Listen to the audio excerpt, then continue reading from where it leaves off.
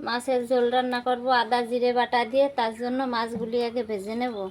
নুন হলুদ মাখিয়ে রাখছিলাম, তাই মাছগুলি দিয়ে দিলাম তেলে।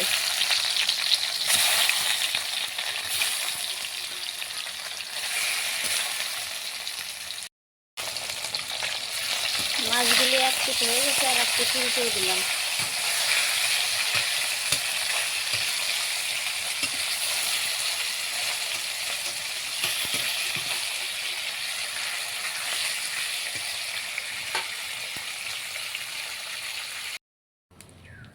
মাছ ভাজা তেলে গোটা জিরে, শুকনো লঙ্কা আর আছে তেজপাতা দিয়ে দিলাম। তেজপাতা দিয়ে ভালো করে একটু ভেজে দিয়ে দেবো।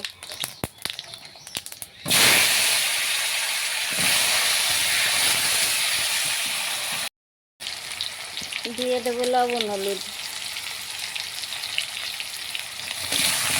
লবণ হলুদ দেওয়া হয়ে গেছে, এখন একটু ভালো করে নেড়ে চেড়ে নিলাম।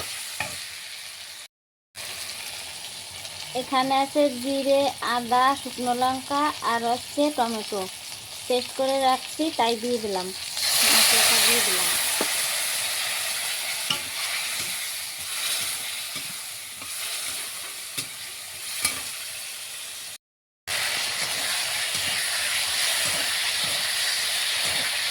হালকা ভাজা হয়ে গেছে মশলার সঙ্গে, এখন জল দিয়ে দেবো।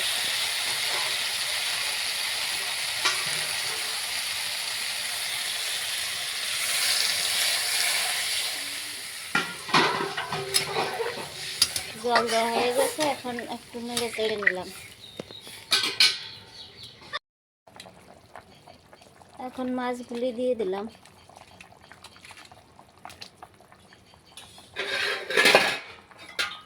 মাছগুলি দেওয়া হয়ে গেছে, এখন একটু ঝোলের সঙ্গে মিশিয়ে দিলাম।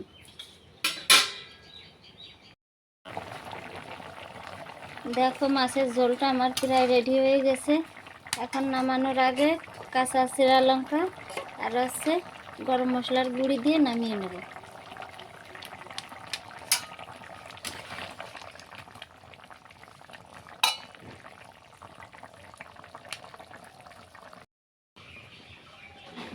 এখন মাছের ঝোলটা নামিয়ে নিলাম।